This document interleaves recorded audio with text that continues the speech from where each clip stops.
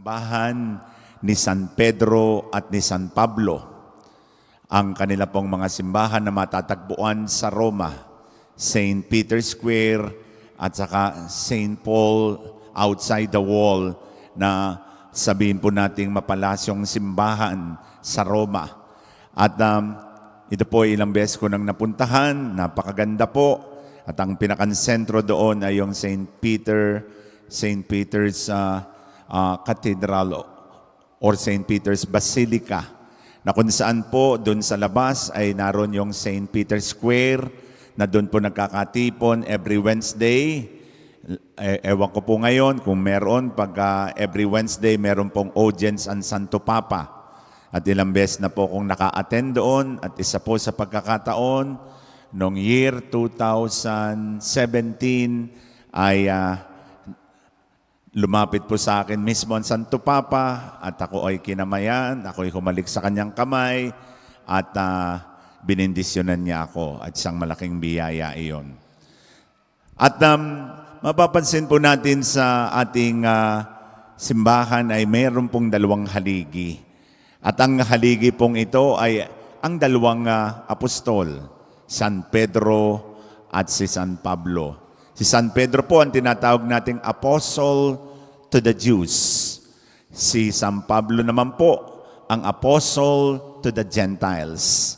At sila po ang masabi nating dalawang importanteng haligi ng simbahan.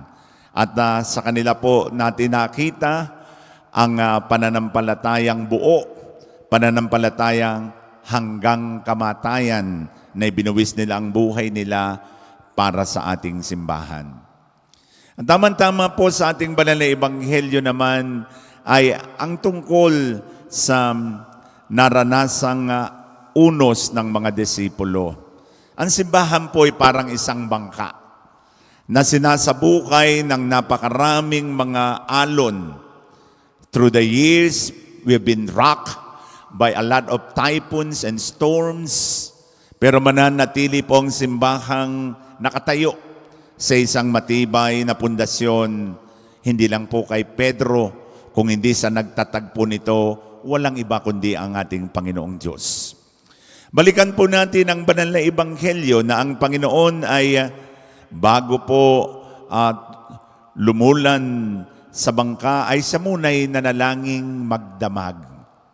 Very important today and at this moment ay mas maraming panahon po tayo ay makapagdasal, makapagnilay, lalo tigit ngayong panahon ng pandemya.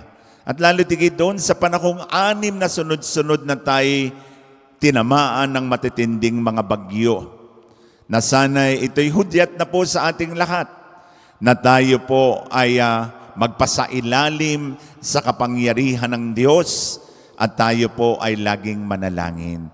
Prayer will make us stronger and better people. Sabi nga po traditionally, prayer is the strength of man and the weakness of God. Prayer is the strength of man sapagkat kapag tayo nanghihina, lalapit po tayo sa Panginoon at ang ating pong panalangin ang ating magiging lakas. Kahinaan ng Diyos sapagkat hindi maaaring hindi ipagkaloob sa atin ng Panginoon ang ating mga espesyal na mga kahilingan kung ito ay para sa ating kabutihan.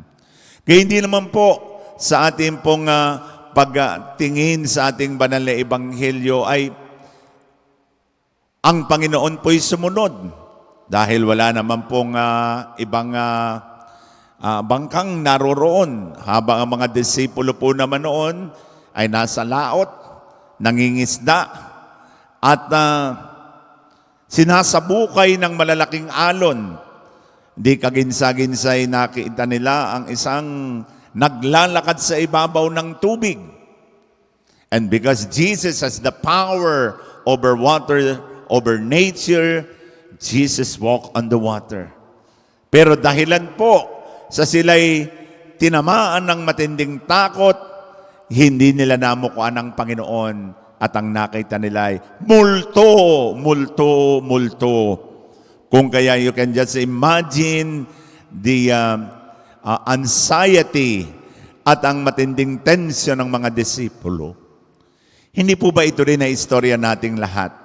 Na kapag tayo po ay natatakot, na kapag tayo po ay tinatamaan ng matinding problema, hindi natin nakikita ang katulad ng mga disipulo, multo, panganib, sapagat ang ating mga mata po ay maaring nakatingin sa mga negatibong bagay. Sa panahon po ng pandemya, inanyayahan tayo ng Panginoon na tumingin sa Kanya. At tumingin po tayo sa mga positibong bahagi ng buhay natin. Sapagat kung tayo po'y mananahan at maninirakan at ipapako ang tingin sa mga negatibo, patuloy po tayong mawawala ng pag-asa. Patuloy po tayo sa pagninilay sa banal na Ebanghelyo. Kaya naman, biglang sumigaw ang Panginoon, huwag kayong matakot, ako ito. Marami po tayong kinatatakutan sa buhay. Lalo tigit ngayon, tatakot tayo dito sa COVID-19 pandemic. Natatakot po tayo na mamatay, of course. Natatakot tayong magkasakit. Marami po tayong kinatatakutan. Pero ang sabi lang ng Panginoon, huwag kayong matakot, kasama ninyo ako. Perfect love casts out all kinds of fear, sabi nga ng banal na Ebanghelyo. Kaya naman po, sana po, sa panahon po na tayo sinusubukan at dinadalisay ng Panginoon, ay maramdaman po natin hindi tayo nag-iisa. Kasama natin ang Panginoon at papawiin niya ang lahat ng takot natin. Papalitan niya ito ng pagmamahal. Papalitan niya ang kadiliman ng kaliwanagan. Papalitan niya ang karamdaman ng kagalingan. Papalitan niya ang mga kamalasan ng mga biyaya, siksik-liglig, umaapaw na pagpapala. Patuloy po tayo sa pagninilay. Kaya sumagot po si Pedro at sabi ni Pedro, Panginoon, kung kayo po iyan, hayaan po ninyo akong maglakad sa tubig. Arang sabi ng banal na Ebanghelyo at si Pedro ay lumakad sa ibabaw ng tubig. He was the first and the only apostle of the Lord who was able to walk on the water. Naglakad na siya actually. Habang ang mata niya ay nakapokus sa Panginoon, nakapaglakad siya sa ibabaw ng tubig. Pero nang nakita niyang rumaragasa ang malalaking alon, the moment that he shifted his focus and his attention, dahan-dahan siyang lumubog. Kaya't ang sabi ng Panginoon, O man of little faith, why did you doubt? Mga kapatid, hindi po ba ito yung istorya rin nating lahat? Na kapag tayo'y nakapokus sa Panginoon, dumating man ang problema ay kaya natin. Pero the moment that we shift our attention and focus our problems to the negative side of our life, dahan-dahan tayong lumulubog. Kaya ano po ang mensaheng nakapalaman?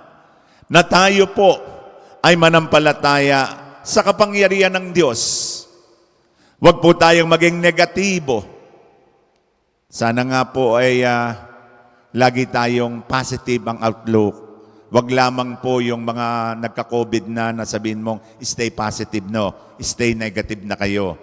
Pero tayo po naman positive ang ating pong outlook sa buhay. Pero don't stay on the positive if you have COVID-19. Stay negative na. Pero mga kaibigan, sa pagtingin sa buhay, let us be positive. Let us try to focus on what the Lord can do for us. Kung anong pwedeng gawin ng Diyos sa buhay natin. Importante po ay ang pananampalataya. Ang pananampalataya ang magbibigay sa atin ng lakas para makayanan natin ang hamon ng buhay, ang daluyong ng buhay. Sapagat kung meron tayong pananampalataya, sabi ng banal na Ebanghelyo, kasi liit ng butil ng mustasa, ay kaya mong sabihin sa punong kahoy na mabunot at ito'y susunod. Kaya mong sabihin sa bundok na lumipat at ito ay susunod. That's how powerful is the gift of faith. Ito po sanang hilingin natin ngayon sa pagkakataong ito. Sa kadiliman ng ating buhay, in the uncertainties of our life, in this COVID-19 pandemic, sa ating madilim nakakapagod, nakakasawang paglalakbay tungo sa kagalingan at kalayaan mula sa COVID-19 pandemic. May mga pagkakataong tayo nawawala ng pag-asa. Pero panghawakan mo, kapatid, ang pananampalatayang mahal ka ng Diyos.